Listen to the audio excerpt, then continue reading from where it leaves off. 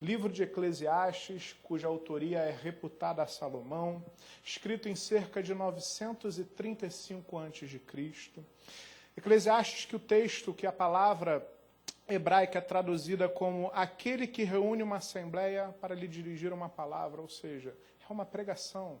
Eclesiastes, capítulos número 3, versículos número 6.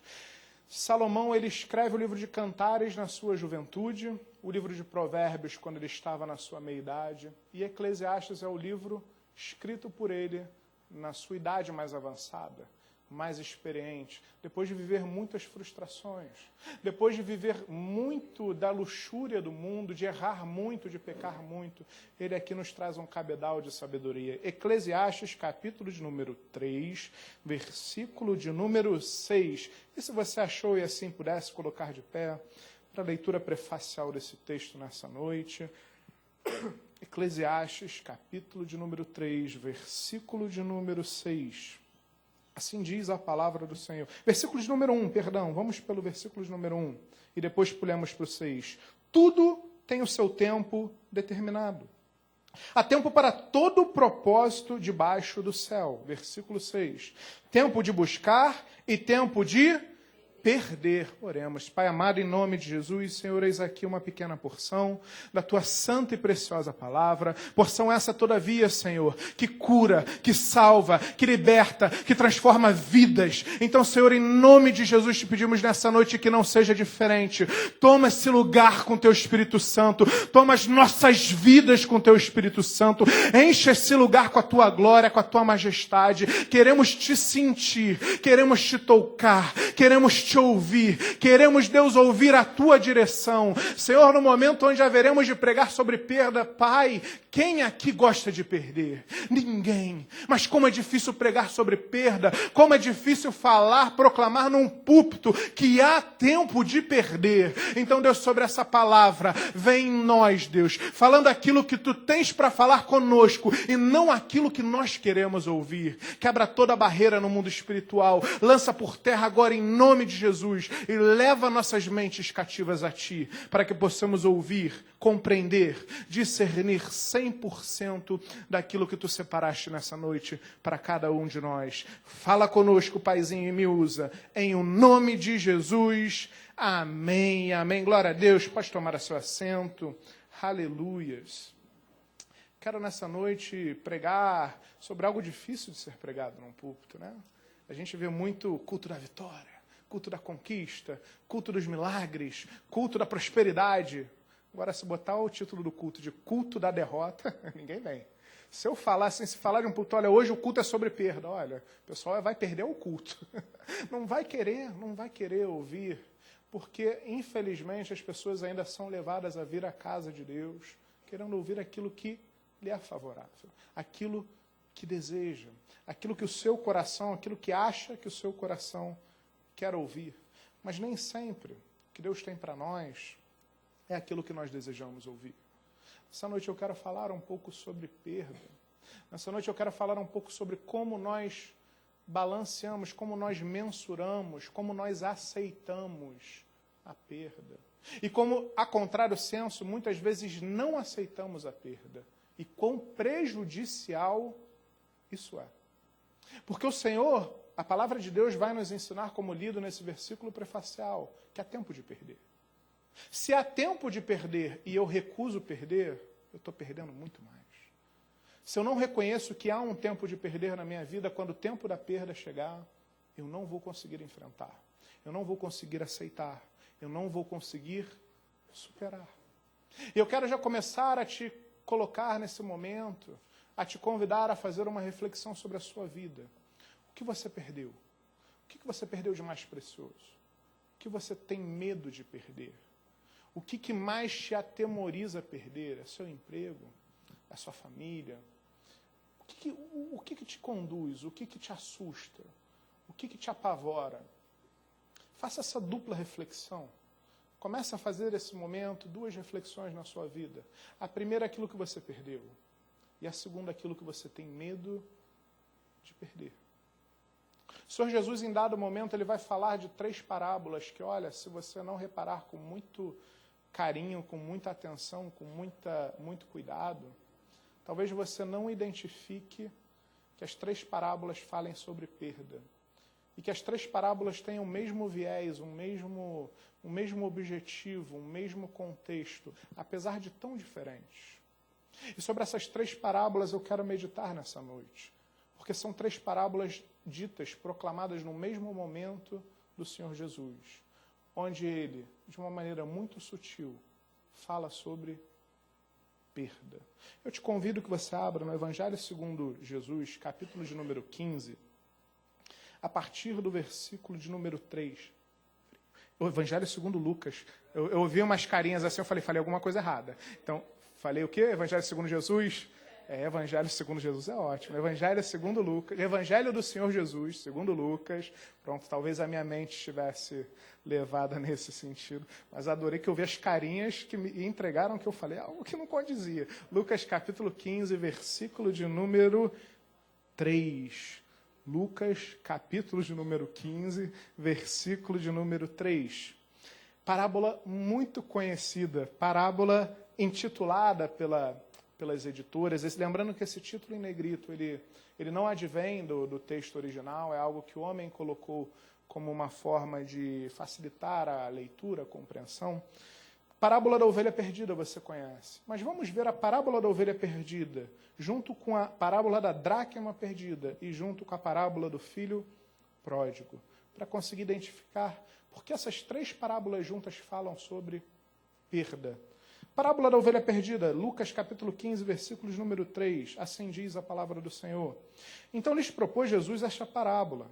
Qual dentre vós é o homem que, possuindo 100 ovelhas e perdendo uma delas, não deixa no deserto as 99 e vai em busca da que se perdeu até encontrá-la?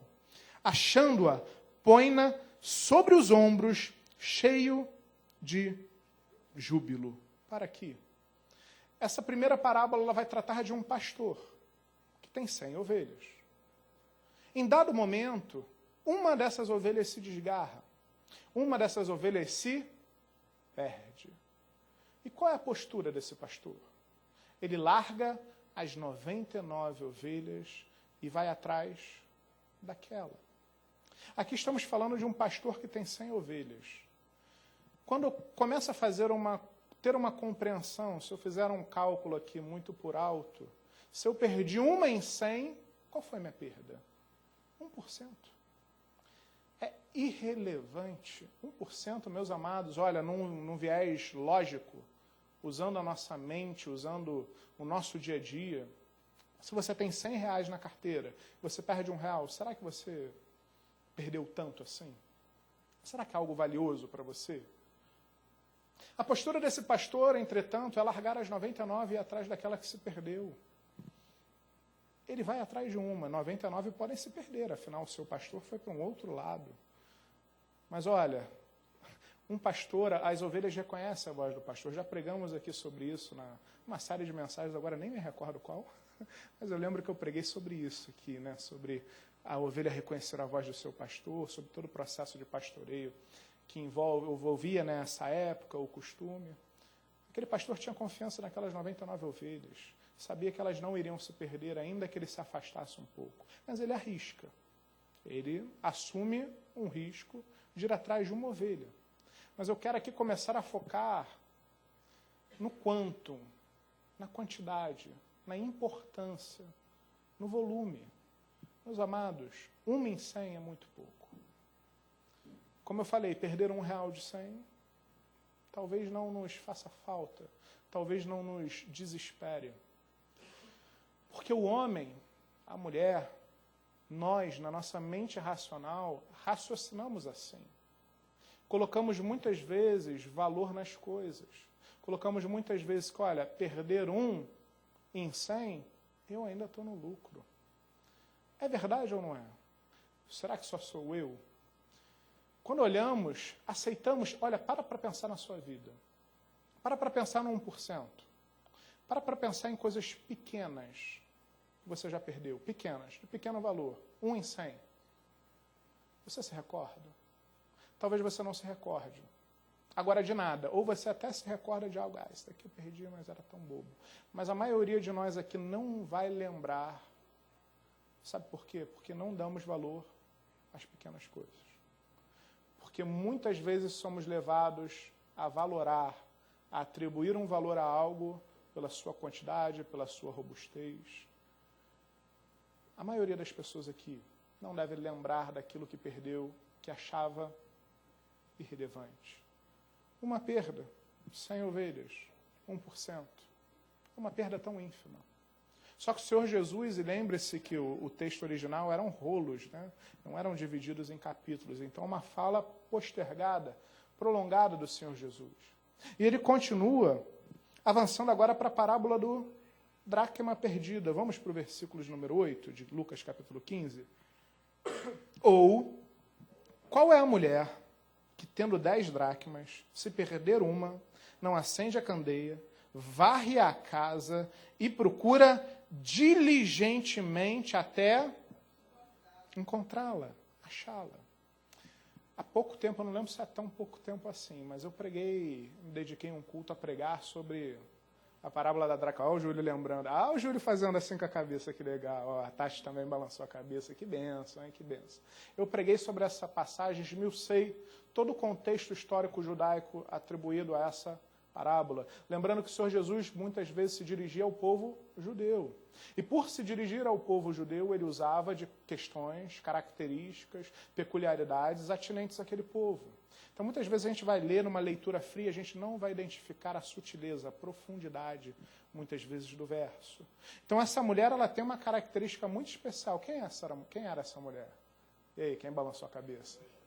O Júlio. Que orgulho, hein, Júlio? Ela era uma noiva. Por que eu posso te afirmar que ela era uma noiva? Porque a dracma, ela era... A mulher, quando ela noivava, nesse costume, ela recebia do seu marido, seu pretenso marido, um aparamento com 10 dracmas. Dracma era a moeda daquela época. A dracma ela equivaleria a 1 denário, ou seja, a 1 dia de trabalho. Pelo olhar dos gregos, era uma moeda grega. O romano não considerava a dracma como 1 denário, não. O povo dominador, povo mais importante, considerava a dracma como 3/4 de 1 denário. Mas para o grego, mas para esse povo, 1 dracma representava 1 dia de trabalho. 1 dia de trabalho é muito? É muito, né? Mas essa é muito. Porque quando eu olho para a postura dessa... Júlio, para quem tá duro, 1 dracma é muito. Mas via de regra, olhando assim, porque olha a postura dessa mulher. Versículo de número 8. Qual a mulher que, tendo 10 dracmas, se perder uma, não acende a candeia, vai à casa e procura diligentemente até encontrá-la? Ela entra em desespero. Ela busca assintosamente achar aquela dracma. É algo que ela para tudo que ela está fazendo e se dedica até encontrá-la. 1 dia de trabalho. 1 dracma perdida em casa significa que em algum momento da minha vida eu vou achá-la, se eu varrer. Eu posso varrer no dia seguinte e achar a dracma. Eu posso varrer daqui a 2 dias, se eu for diligente, e encontrar aquela dracma. Mas essa mulher para tudo.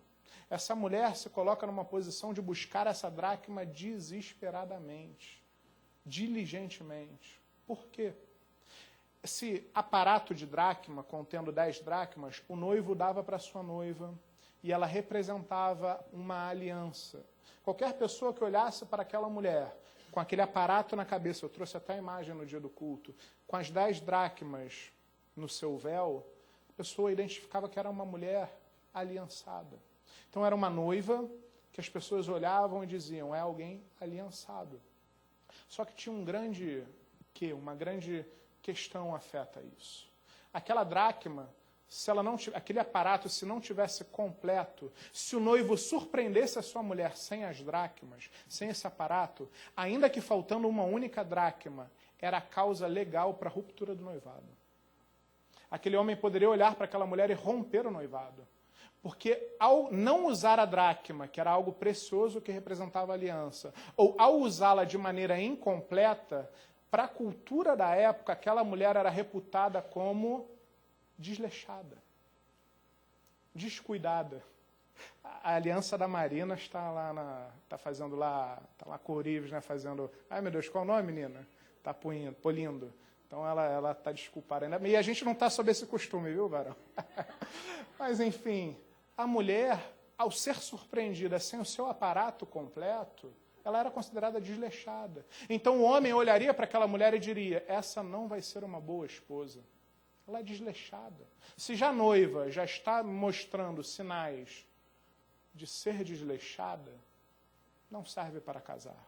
E era uma causa legal da ruptura do noivado. Ou seja, a noiva não participaria das suas bodas. Primeira parábola, uma ovelha se perde e um pastor vai resgatar. Começa a pensar no contexto. Segunda parábola, uma dracma se perde. Só que aqui temos um segundo percentual. Aqui eu perco 1 de 10. Aqui eu já passei para ser 10%.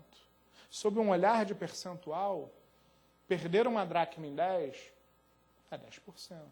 Olha, talvez você ainda ache, e talvez eu achasse que 10% ainda é um número tolerável. Perder 1 em 10, ainda mais se eu puder achar depois, tranquilo. Não é preocupante. Não é desesperador. Não é algo que talvez te motivasse a mudar a sua atitude ou tomar uma atitude emergencial. É verdade ou não é? 1 em 10, se eu posso postergar, se eu posso achar depois, não é preocupante. Uma perda irrelevante. Uma perda que eu posso deixar para amanhã para resolver. Terceira perda, que a gente vai ver em seguida, que o Senhor Jesus vai nos mostrar, versículo de número 11, a parábola do filho pródigo. Certo homem tinha 2 filhos. O mais moço deles disse ao pai, pai, dá-me a parte dos bens que me cabe. E ele lhes repartiu os haveres. Passados não muitos dias, o filho mais moço, ajuntando tudo o que era seu, partiu para uma terra distante e lá dissipou todos os seus bens, vivendo dissolutamente. Depois de ter consumido tudo, sobreveio àquele país uma grande fome e ele começou a passar necessidade. Então ele foi e se agregou a um dos cidadãos daquela terra, e este o mandou para os seus campos aguardar porcos. Versículo de número 16.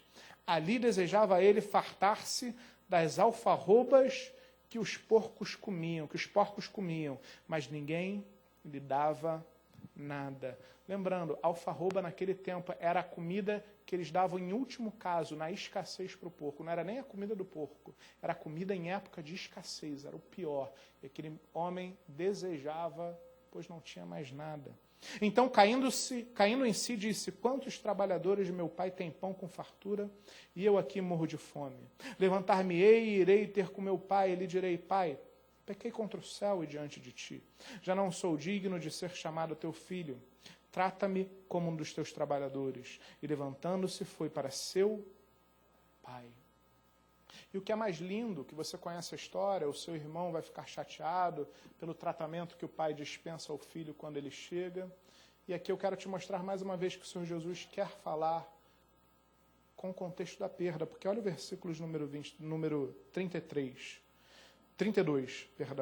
Entretanto, o pai falando com outro filho, com o irmão desse rapaz que se perdeu. Entretanto, era preciso que nos regozijêssemos e nos alegrássemos, porque teu irmão estava morto e reviveu. Estava perdido e foi achado.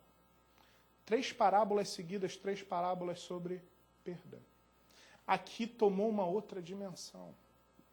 Aqui tomou uma outra proporção. Eram 2, o pai perdeu 1, virou quanto? 50%.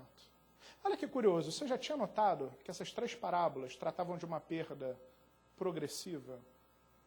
Começa com 1%, vem com 10%, e chega a 50%. Aqui você já vai falar o quê? Não, 50% é muito. 50% eu não admito perder, não, é perigoso. Ainda mais um filho, ainda mais se eu considerar um filho. Para pensar, se você tivesse esses 3 cenários aqui, qual que você não admitiria? Qual? Possivelmente somente levado a falar esse, né? Um filho. Ou então algo que seja num percentual de 50%. É verdade. Porque temos essa questão, porque temos essa mensuração. Nós pensamos, nós medimos, nós muitas vezes olhamos para as coisas da nossa vida que se perderam ou que se pode se perder e dosamos um valor e dosamos um percentual.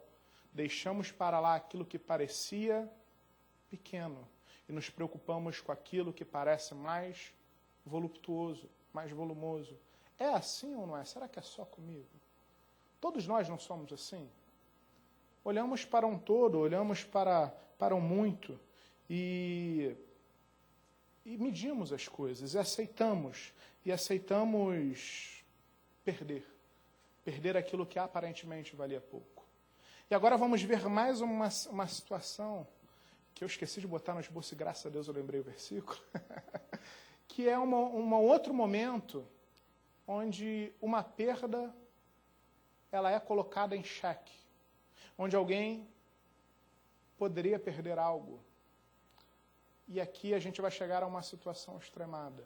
Você vai entender, vai em Lucas, capítulo de número 18, versículo de número 18, glória a Deus porque eu lembrei, versículo de número 18. Lucas, capítulo de número 18, versículo de número 18. O jovem rico, você conhece essa história. Certo homem de posição perguntou-lhe, bom mestre, que farei para herdar a vida eterna? Respondeu-lhe Jesus, por que me chamas bom? Ninguém é bom senão um, que é Deus. Sabes os mandamentos, não adulterarás, não matarás, não furtarás, não dirás falso testemunho, honra a teu pai e a tua mãe. Replicou-lhe ele, tudo isto tenho observado desde a minha juventude. Ouvindo-o, Jesus disse-lhe, uma coisa ainda te falta, vende tudo o que tens, dá aos pobres, e terás um tesouro nos céus. Depois vem e segue-me. Mas ouvindo ele estas palavras, ficou triste porque era riquíssimo. Quando Mateus vai falar sobre essa parábola, sobre esse momento, ele inclusive vai dizer que aquele jovem o deixa. Então ele não só fica triste, porque aqui olhar ficou triste, ele poderia ter executado, mas mais detalhadamente Mateus vai nos relatar que ele se retira da presença de Jesus. Chegamos a 1%, 10%, 50%, e agora chega um momento que alguém é confrontado a perder 100%. Qual foi o sentimento desse jovem? Ficou triste. Só que o Senhor Jesus disse, olha, perde isso e você vai ganhar um grande tesouro nos céus. Mas aquele jovem fica triste, porque ele tem muitas propriedades, porque ele tem muitos haveres, porque ele tinha muitas riquezas. E ele decide não perder os 100%. Perda. Na nossa vida, passaremos por muitas situações, onde podemos aceitar uma pequena perda, podemos lutar contra uma pequena perda, podemos não aceitar uma perda. É que esse jovem não aceita a perda. Esse jovem ele não aceita a perda dele. Só que Eclesiastes, capítulo de número 3, versículo de número 6, vai falar o quê? Como prefaciado, que há tempo para perder. E muitas vezes, meus amados, nós vamos ter que perder para ganhar muito mais, para ter algo muito maior. A grande dificuldade do ser humano é perder, mas é perder quando vem algo de muito valor. Porque aqui era tudo, aqui era 100%. Aquele jovem não admite perder. E muitas vezes pessoas se desviam da presença do Senhor porque não admitem algo que perderam. Porque culpam a Deus por uma perda. Porque questionam a Deus, Senhor, por que tiraste isto de mim? Deus está falando ao seu coração. O que ainda te traz dor sobre uma perda? O que em dado momento da sua vida você perdeu que você ainda não superou, que você ainda não aceitou? Mas que diferente das 3 primeiras parábolas, foi Deus quem tirou. Nas 3 primeiras parábolas nós vemos situações corriqueiras. Nessa parábola nós vemos o Senhor Jesus requerendo algo de nós para que aquele jovem perdesse, mas era uma perda para algo muito melhor. Muitas vezes as perdas das nossas vidas têm um sentido que talvez a gente nem entenda, nem compreenda. Talvez essa perda seja para algo muito melhor. Às vezes é difícil da gente entender. Eu não sei aquilo que te traz dor, algo que você perdeu, mas o Senhor Jesus está falando contigo nessa noite. acalma teu coração. Cura essa dor. Trata dessa ferida. Não traga à memória, não fique remoendo uma perda que o próprio Senhor Jesus chancelou. Há perdas das nossas vidas que são culpa nossa. Há perdas das nossas vidas que são negligência nossa, omissão nossa, ou atitudes erradas nossas. Mas há perdas da nossa vida que são naturais porque o tempo de Deus chegou. E quando o tempo de Deus chega, Ele é perfeito. E quando o tempo de Deus chega, a perda é perfeita. Você pode não entender, mas essa perda é perfeita. Só que eu quero comparar, no finalzinho dessa mensagem, essas 4 perdas. Lembra que eu falei que as 3 primeiras perdas tinham um contexto? Lembra que essas 3 primeiras perdas, elas traziam sobre si um viés parecido? Parábola da ovelha perdida. Uma ovelha se perde. Parábola da dracma perdida. Era uma noiva que perde a sua dracma, e se o noivo a surpreender, era uma causa de ruptura do casamento. Parábola do filho pródigo. Um filho que se perde e que, se não voltar, estará perdido para sempre. Aquela ovelha, se não fosse recuperada, estaria perdida para sempre. 3 parábolas sobre perda. Uma vai representando 1%, outra representando 10%, outra representando 50%. Mas sabe qual é o mais lindo disso? As 3 valiam a mesma coisa. Uma ovelha representava uma vida que estava se perdendo, que o pastor foi atrás. Na parábola da dracma perdida, a noiva, que somos nós somos a noiva de Cristo, se não recuperasse a dracma, estaria perdida para sempre. E o filho, se não voltasse aos braços do pai, estaria perdido para sempre. O resultado, o fim dessas 3 perdas que, olhando por um viés lógico, valeria 1%, 10% e 50%, valiam a mesma coisa. Perder tudo. Perder algo precioso. Perder algo que valia muito mais. Aquele 1% era precioso. Aquele 10% era preciosíssimo. Aqueles 50% eram muito preciosos. Não é a proporção. Não é o valor. Não é colocar e dizer, eu aceito perder 1 em 100. Às vezes aquilo que você aceitou de perder 1 em 100 na sua vida é algo fundamental para ela. Cuidado com as suas perdas, cuidado com aquilo que você coloca como mensuração na sua vida. Cuidado com aquilo que você atribui importância ou não importância na sua vida. Porque muitas vezes 1% passa despercebido por nós. Mas aquele 1% não passou despercebido por aquele pastor que foi atrás daquela ovelha. Se aquele pastor tivesse olhado, é só 1 em 100, aquela ovelha teria se perdido. Se aquele pastor não tivesse cuidado em entender que 1 em 100 era precioso, aquela ovelha teria se perdido. Então olha para a sua vida. Olha para a sua casa, olha aquilo que é precioso para você, porque tem gente dentro da igreja olhando, olha, eu tenho algo que eu sei que não agrada a Deus, mas é tão pequeno, Deus não vai se importar, isso não é momento de tocar nessa ferida, é 1% em 100, não tem problema. Eu tenho 9 dracmas, não 10, mas uma hora eu vou achar a 10ª, e quando eu achar está tudo bem, mas o noivo pode chegar quando você ainda tem 9. Olha, tudo bem, é um filho, mas eu creio que ele vai voltar, não tem problema, eu vou esperar. Talvez você não tomar uma atitude frente a isso, vai fazer com que esse filho não volte, e os 50% vão se tornar 100%, porque você vai perder tudo. 1%, 10%, 50% que se perdido valia a mesma proporção, 100%. Era uma perdição completa. Todavia o jovem que o Senhor Jesus requereu 100%, a perda de 100% era a vida eterna. A perda do 100% era a mudança da vida dele. A perda daquele 100% ia mudar a história daquele rapaz. O que você não aceita perder na sua vida e que você precisa perder? E o que você perdeu na sua vida que talvez não tivesse importância, mas você precisa recuperar? Eu quero te convidar a que você se coloque de pé. Eu quero te convidar a que você comece a fazer uma reflexão sobre a sua vida. O que você aceitou perder? O que você tem perdido? O que você tem medo de perder? Meu amado, olha, cuidado. Cuidado com aquilo que você atribui de importância na sua vida. Para aquele jovem, seus bens, seus haveres, as suas riquezas, ele não admitiu perder.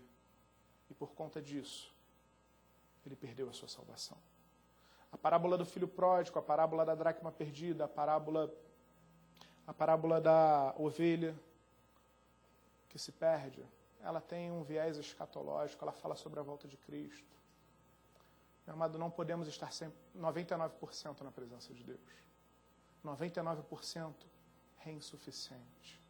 Uma dracma perdida em 10 é insuficiente. Um filho que se perde em meio a 2, 50% é insuficiente. Do 1 ao 50%, o mesmo valor. A insuficiência. O que você precisa recuperar para que o seu 100% volte a estar perfeito, esmerado? Tem pessoas aqui nessa noite que estão apresentando 50% a Deus, porque admitiram perder outros 50% para o mundo, para a sua família, para outras coisas que você sabe, no fundo, que não está certo. Tem pessoas aqui nessa noite que admitiram perder 10% e se conformam com isso. Só que talvez o mais perigoso seja aquela pessoa que tem 99% e admite perder 1%, achando que 1% é muito pouco. Mas para Deus não é pouco. Para Deus esse 1% precisa ser colocado com os 99%. Para Deus esse 1%, ele precisa ser somado àquilo que você tem. Não admita perder. Meu amado, só admita perder algo na sua vida. Só admita perder aquilo que Deus tirou. A contrário senso, tem pessoas aqui que Deus está falando, olha, isso você precisa perder. Isso você precisa admitir perder. Isso você precisa reconhecer que é uma perda vinda de mim. Deixa Deus tratar a sua ferida nessa noite. E deixa que essa perda que vem de Deus, Deus trata. Deus cura. Deus traz refrigério. Deus traz renovo. Deus traz mudança. Só que a perda que nós perdemos, a perda que nós admitimos perder, a postura é nossa. A decisão é nossa. Como aquela noiva que acende a candeia. Ou seja, ela acende a luz de Deus. Ela varre a casa, ou seja, ela limpa. Ela tira as impurezas. Ela confronta aquilo que estava errado na sua casa. Até achar a dracma perdida. Até se completar. Até se apresentar ao seu noivo 100%. Nessa noite Deus te chama para o 100%. Nessa noite Deus te chama para o perfeito. Nessa noite Deus te chama, olha, chega. Não é um pouquinho, não é 99, não é 80, 90, 50. Deus quer 100% de você. Porque aquele sangue derramado foi 100%. A palavra de Deus diz que todo o sangue foi derramado. Não restou uma gota de sangue do Senhor Jesus. 100% do sangue foi derramado. Glória a Deus.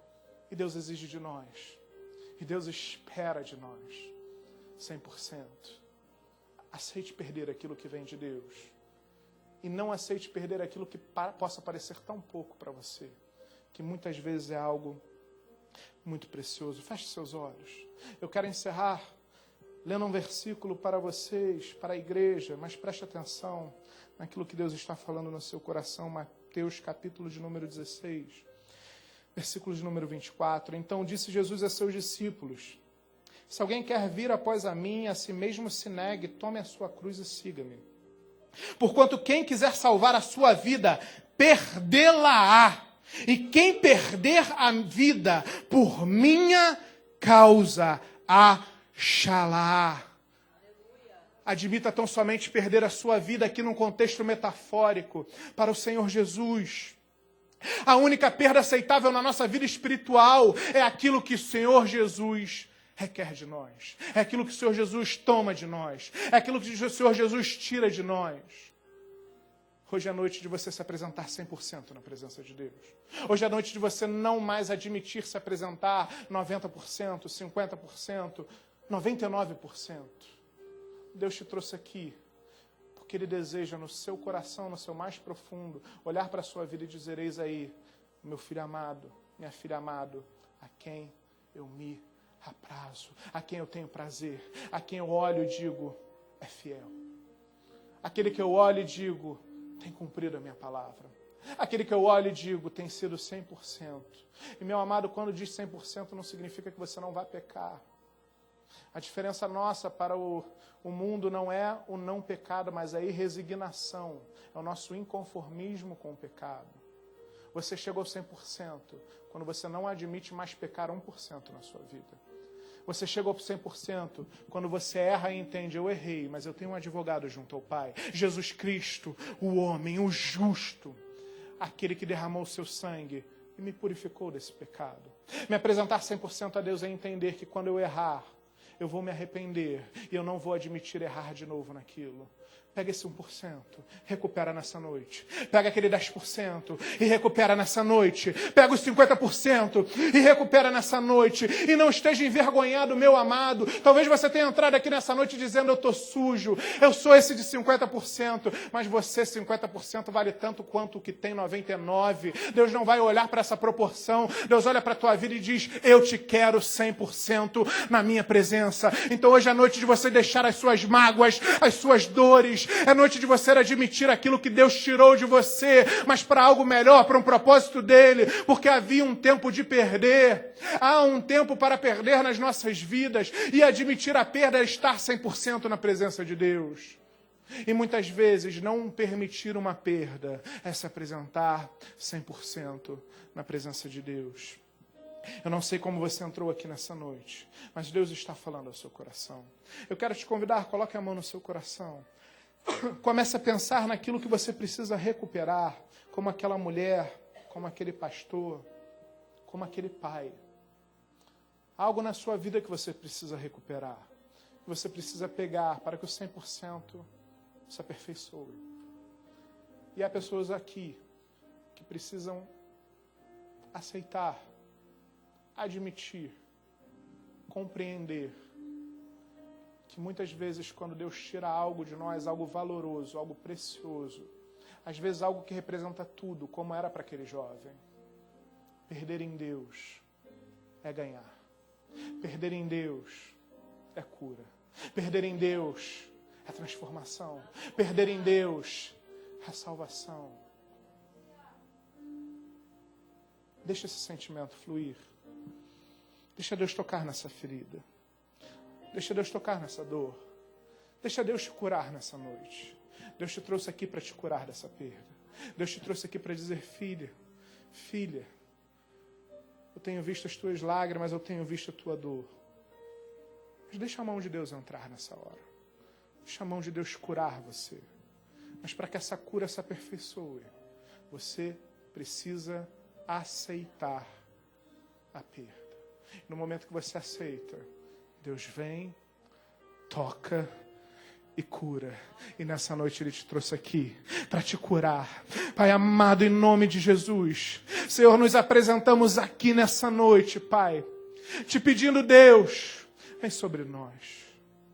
Vem sobre as nossas vidas. Senhor, nós declaramos nessa noite: não queremos nos apresentar 99%, 90% ou 50% na Tua presença. Senhor, queremos chegar ao 100%. Senhor, necessitamos, almejamos e entendemos que o Senhor de igual forma anseia para que nos apresentemos perfeitos a Ti. Deus, eu quero ser como aquele pastor com 100% das ovelhas. Deus, eu quero ser aquela mulher, aquela noiva, a sua igreja com as 10 dracmas. Deus, eu quero ser aquele filho, aquele pai com seus 2 filhos amados. Mas Deus, eu não quero ser como aquele jovem que teve uma oportunidade de perder algo em detrimento de algo tão mais precioso, mas relutou em perder, mas não admitiu perder, mas não aceitou perder, não compreendeu que a perda em ti, por mais difícil, por mais paradoxal, por mais dolorosa, é ganho. Porque todas as coisas cooperam para o bem daqueles que amam o seu nome. E nesse entendimento, Deus, todas as perdas que eu tive em Ti, Nessa noite eu declaro: inimigo, você perdeu. Eu admito, eu aceito.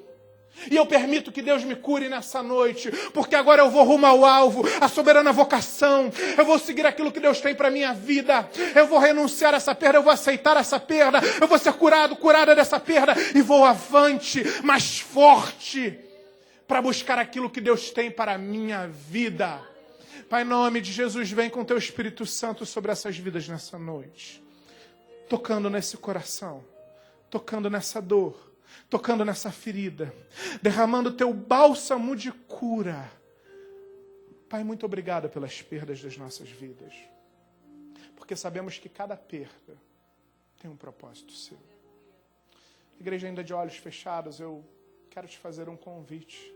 Eu quero te levar a uma percepção ainda desses textos, de algo que talvez você não tenha notado. Igreja de olhos fechados, em oração, continue ouvindo a voz do Senhor nessa hora.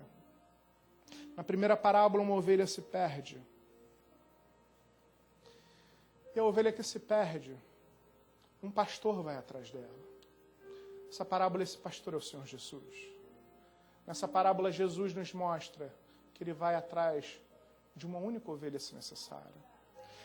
Nessa parábola, Deus nos mostra que quando a gente se desgarrar, Jesus vai atrás de nós. Avança para a parábola da dracma perdida, cuja noiva perde a dracma. A noiva representa a igreja. E a igreja perde algo que a impediria de participar das bodas, que impediria a sua salvação. Jesus foi atrás, mas a noiva precisou tomar uma atitude. Acender a candeia, varrer a casa e procurar a sua dracma. Para numa terceira parábola, para no final dessa história cruzada, ter um pai que aguarda o filho, um pai que nada faz, um pai diferente do pastor que vai atrás ou da mulher que toma uma atitude. É um pai que parece inerte, mas não é. É um pai que respeita a decisão do filho, é um pai que respeita o livre-arbítrio do filho. Mas é um pai que está com o coração desejoso de ter um encontro com seu filho novamente. É um pai que está com o coração ávido de receber aquele filho 100%, não 99%. É um pai que permite a saída do filho, mas anseia cada momento, cada suspiro da sua vida para o retorno daquele filho 100%, para colocar uma nova aliança no seu dedo e para chancelar aquela família, aquela vitória. Nas nossas vidas é exatamente isso. A gente se desgarra, Jesus vai atrás. Primeiro passo, Jesus vai atrás de nós. Segundo passo, nós precisamos decidir se queremos tomar uma atitude, se queremos acender a candeia, varrer a casa, confrontar as nossas imperfeições em busca da dracma, para quando eu achar essa dracma, eu saber que tem um pai de braços abertos me esperando. Essa parábola traz o passo a passo das nossas vidas. Essas parábolas mostram o Senhor Jesus nos resgatando, a atitude que nós precisamos tomar, e um pai de braços abertos por nós. Meu amado, não sei como você entrou aqui nessa noite, mas Jesus foi atrás de você. Você está aqui nesse culto porque Jesus foi atrás de você. Mas a atitude é você que vai tomar. Acender a candeia, varrer a sua casa e buscar diligentemente se apresentar 100% na presença de Deus. E se você entrou aqui nessa noite, 50%, 99%, quando você alcançar os 100%, Deus está de braços abertos, jubiloso, se regozijando de te receber em seus braços. Hoje é uma noite de você se derramar nos braços do Senhor. Hoje é uma noite de você pegar todos os caquinhos desse vaso quebrado, tornar esse vaso 100%, chegar à presença de Deus, que Ele está aqui para te abraçar, que Ele está aqui para cuidar de você. Eu quero te fazer um convite nessa hora. Se você ainda não entregou a sua vida a Jesus, entenda, Jesus já te buscou, mas como aquela mulher, a decisão é sua. E se porventura você já entregou a sua vida a Jesus outrora, mas entende que não está 100% na presença de Deus, Chegou aqui 50, 40, 20, 90, mas deseja esse 100%. Eu não vou chamar na frente, a igreja toda de olhos fechados, todos de olhos fechados, inclusive os obreiros. Só levanta a sua mão bem alta, eu quero orar pela sua vida. Glória a Deus pela sua vida, pode baixar a mão. Igreja ainda de olhos fechados, glória a Deus pela sua vida. Pai amado, em nome de Jesus, vem, Senhor, sobre essas vidas. Vem, Deus, sobre cada um de nós. Deus, na compreensão, na humildade de reconhecer que ainda não está 99%. Deus, a começar por mim, como eu preciso dessa oração. Como eu preciso, Deus, lutar todos os dias da minha vida para estar 100%. Vem sobre essas vidas, vem sobre a minha vida, vem sobre a tua igreja nessa noite, com um refrigério, com um renovo, com uma unção de restauração, pegando tudo aquilo que a separava do 100% e chancelando e vinculando e arrematando nessa noite o 100% esperado por ti.